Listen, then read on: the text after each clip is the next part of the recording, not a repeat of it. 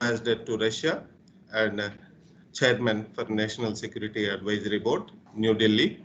Sir, thank you very much for accepting our consent to deliver the keynote address at this conference. Thank you, sir. Please. Thank you very much, Professor Jayachandra Reddy. Let me first thank Shri Venkateswara University and its Vice Chancellor, and in particular, the International Society for Asia Pacific Studies and the Center for Southeast Asian and Pacific Studies of the university. I must say that this initiative is very timely.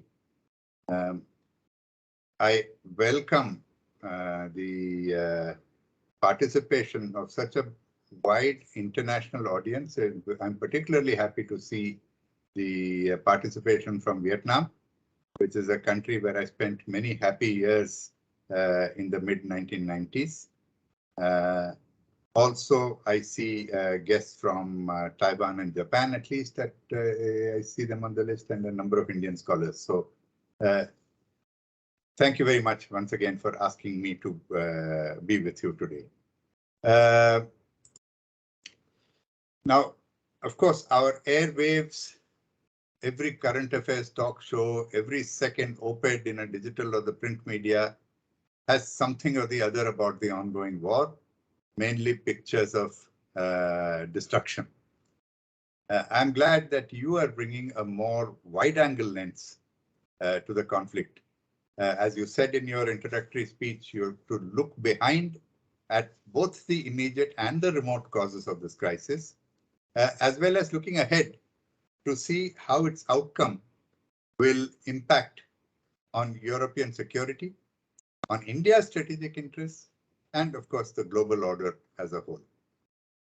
Now, it is often said these days that the Russian invasion of Ukraine upended the post-Cold War European security order.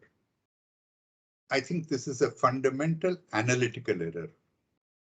What the invasion has dramatically brought home to us is that in the post-Cold War security order, there was a state of disequilibrium. The root of the problem really was that the European security architecture, as we see today, is something that simply grew out of the Cold War order, an extrapolation of the Cold War order, if you like. After the Cold War, as Professor Reddy, you mentioned, the Soviet Union broke up. Well, the Warsaw Pact dissolved, but NATO did not dissolve. It moved aggressively eastward, and it absorbed not only the Warsaw Pact, but also, again, as you mentioned, some of the countries, some of the erstwhile constituents of the Soviet Union itself. Moreover, with the US withdrawing from most arms control agreements, the Russia-NATO geographical interface became heavily weaponized, with sophisticated lethal weaponry being developed and deployed on both sides. So a continental architecture into which the largest country of the continent is not harmoniously integrated cannot be said to be in equilibrium. We can, of course, ask if war is the best method to fix the problem, but decades of deep mutual suspicion and mistrust, as well as conflicting interests, seem to have stymied a negotiated settlement. Now, it's of course ironical that the present crisis actually grew out of what seemed to be heading towards a Russia-NATO modus vivendi. We all recall when the US President Biden reached out to President Putin in June last year. We were all expecting a new phase of US-Russia dialogue. President Biden said he was looking for predictability and stability in the relationship to enable cooperation to resolve pressing global issues on which their interests converged. The subtext, of course, was that the US wanted to focus its foreign policy energies basically on its principal strategic challenge, which was China. And the US did not want to be encumbered by engagements in multiple conflicts in Europe and Asia. This was very clear in various US statements from President Biden downwards at various official levels. And if you see the US exit from Afghanistan, however chaotic it was, it signaled this core intention. After the Geneva summit of the two presidents, let us recall, there was also some forward movement in their dialogue. The dialogue on strategic stability, a long word, a difficult word for the simple meaning of arms control, they moved forward well. Both sides also acknowledged progress in discussions on cybersecurity. You would recall also the ransomware attacks from Russia on US institutions. They decreased, and several networks of Russian hackers were apparently shut down as well. The US also acknowledged Russian cooperation in the Iran nuclear deal, the JCPOA negotiations. In addition, of course, they started talking about restoring the the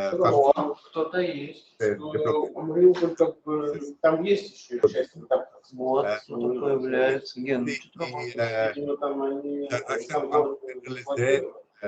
Там частики остались, а выйти они не могут. Не могут поставить. Нет. Right. Yeah, okay.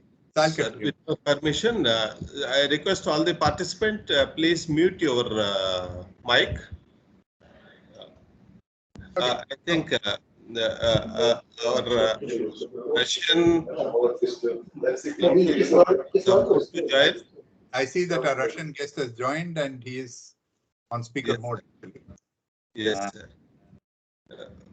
Please, so sir. What do you want me to continue, or do you want to? No, please, sir. Please complete. Okay. So to continue, the momentum of the bilateral summit, I think, was sustained also by several serious high-level dialogue opportunities. And all of them included talk on this core issue of Ukraine.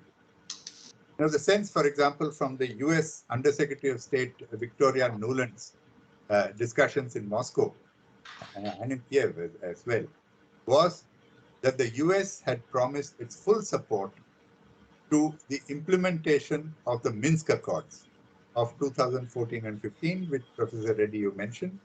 And the US also said that they would back the Franco-German initiatives in the Normandy format to take forward this implementation.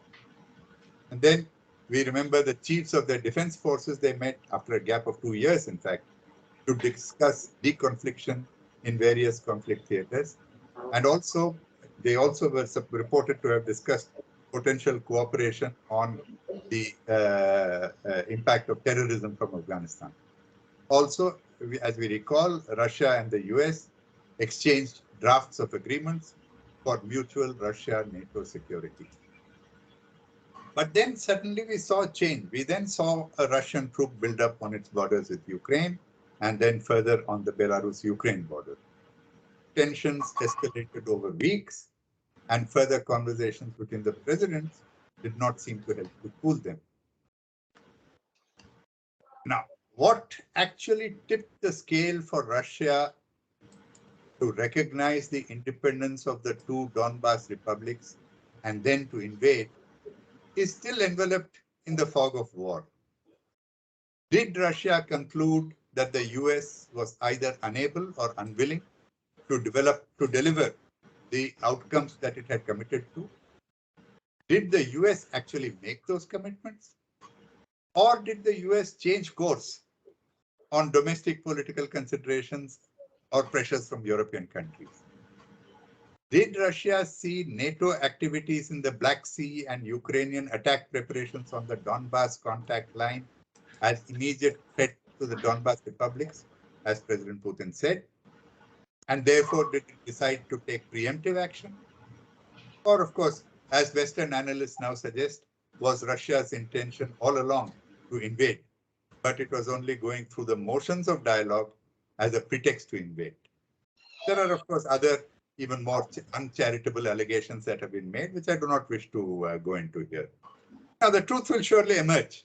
In this information age, first-hand accounts will emerge, documents will emerge in due course, and we will soon know in greater detail exactly what transpired between the two sides and how this invasion, how this crisis escalated.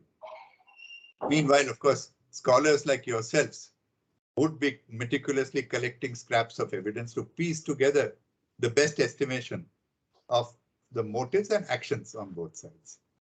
So I will not dwell on the war itself, because what we see of it is only what either protagonist wants us to see. We need to reserve our judgment on the pictures that we see on our TV screens, because we know that it is a business of propaganda to make black look white and vice versa.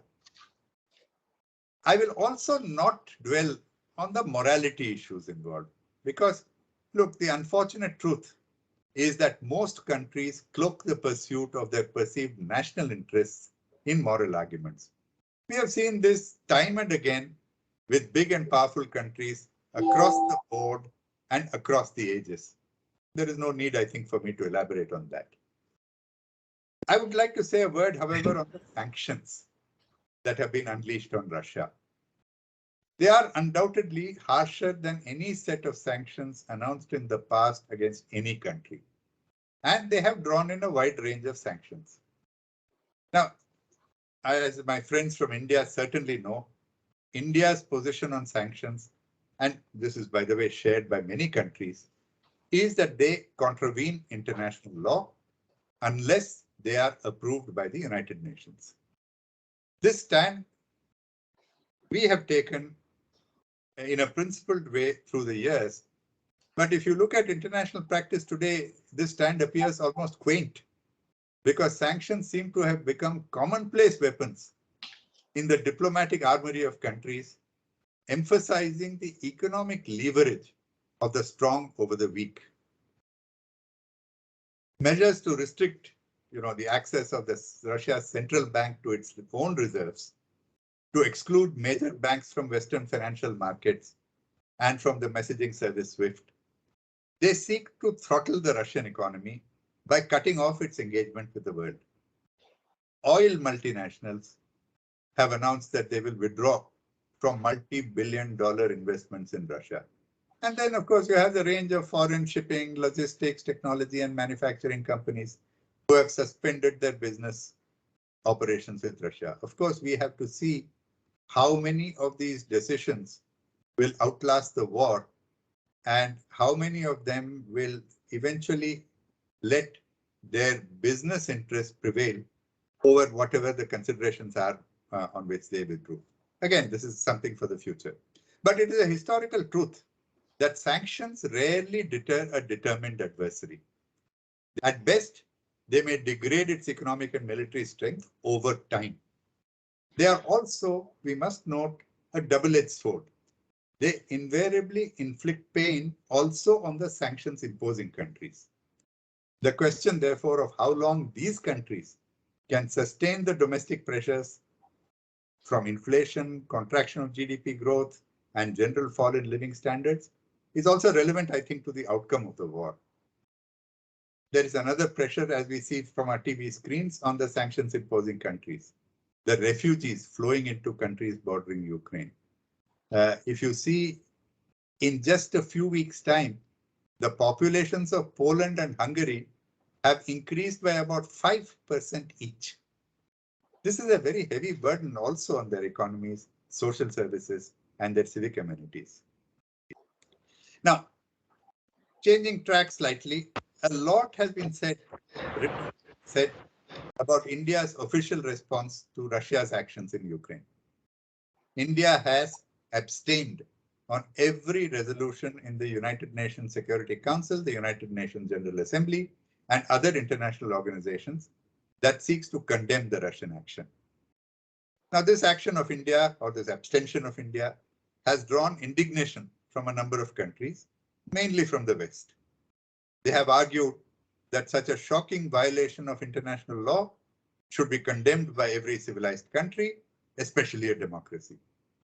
Now, again, I would like to say there are a number of aspects here.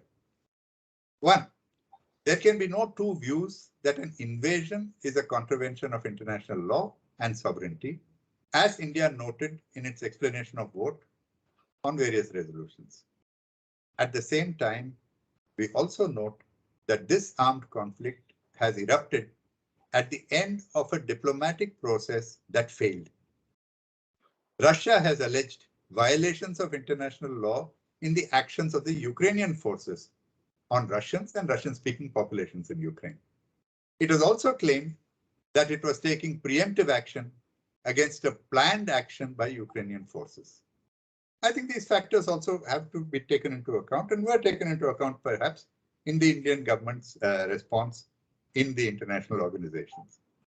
2, every major power, whether contemporary or in history, has had no compunction about embarking on immoral or illegal action as seen by the international community when it believes that they are in its national interests and when it believes that its core security interests are at stake. I need only to quote one example. The most recent example was the US invasion of Iraq, for example, in 2003, on what turned out to be a false allegation of weapons of mass destruction there, resulting in major damage to life and property, much more, I might note, than what has happened in Ukraine so far. Then 2, India resisted pressures to condemn the US action. Our parliament's resolution criticized it, but it stopped short of condemning it. Third point, foreign countries tell us that calling for restraint from both sides is unacceptable because they say it equates the aggressor with the victim. Now, that may be so, but Indian diplomats, and I have been in service for long enough to remember that this is precisely how many powers reacted in the past when Pakistan carried out major cross-border terrorism acts in India, against India. Pakistan's assistance was important to these many countries on the war on terror, and therefore they were careful about criticizing it. What did they say? They asked for both sides to exercise restraint. Now, it is their interest, their geopolitical interest, that actually caused them to take this decision. They should now understand the same logic of pragmatism in India's vote in the Security Council and other organizations. Countries determine their response to actions based on their own national interests and not on the expectation of others. You know, many analysts tend to overlook a very simple fact that geography is a major determinant of geopolitics. The essence of foreign policy making and pragmatic strategic thinking is the ability to see the world from the perspective of the concerned country. It is a very old cliche, but nevertheless valid, that how you see the world depends on where you see it from. If our friends were to follow this principle in respect to India, they would understand our decisions better. Unlike, for example, our colleagues in the Quad, the quadrilateral dialogue of Australia, Japan, India, and the US, the Quad countries other than India are maritime powers. India has a large maritime exposure, but also a continental flank. The large continental Eurasian landmass that lies up to our north, in a sense sandwiched between Russia, China, and India, but with also Afghanistan, Pakistan, Iran, and Turkey, to name a few, active there. Now, protecting our security and strategic interests in this region is as important for us as our efforts for a free and open Indo-Pacific. Understanding this could provide a window on how we look at the Russia-Ukraine war. What is the end game in this war? What will be the ultimate settlement from it? It's very difficult to predict at this stage. The stated Russian desire, which has been, I think, reiterated recently also, it is to emerge with a stable security guarantee regarding NATO, regarding force postures, and neutrality in some form for Ukraine. Now, as of now, there seems no indication, no evidence that Ukraine or NATO is ready for this. We have had a series of Russia-Ukraine talks. I think one more is scheduled today, if I'm not mistaken. But I would say that a stable settlement cannot emerge, and this is my personal view, a stable settlement cannot emerge from a Russia-Ukraine agreement. It needs to involve NATO. It has to be underwritten by the United States. Now that doesn't seem to be in sight as yet, though of course things can move very fast. What one can say is that unless there is statesmanship on all sides, we will not see a stable security order in Europe. Europe cannot be at peace if its biggest country does not fit harmoniously into its structures. I think we also need to consider the impact of this crisis on the other sets of great power relations. How this war ends will determine how engaged the US will remain in Europe and how much energy it will devote to the challenges in the Indo-Pacific. This is an important question for us in India, and of course, also to our friends from the East who have joined us today from Japan and Taiwan and Vietnam. The configuration of the US-Russia triangle is of great consequence to all of us here. You know, the veteran Chinese diplomat Fu Ying once wrote that the shape of this triangle is that it is a scalene triangle, with the Russia-China arm the shortest, the US-China arm the longest, and the US-China arm in between. I would say that for the countries represented in this conference, the best configuration may be for the US-China arm to be the longest and the US-Russia arm to be the shortest. Whether and how we will reach there is a subject for the future, and that I think is part of the conundrum that this conference will be examining.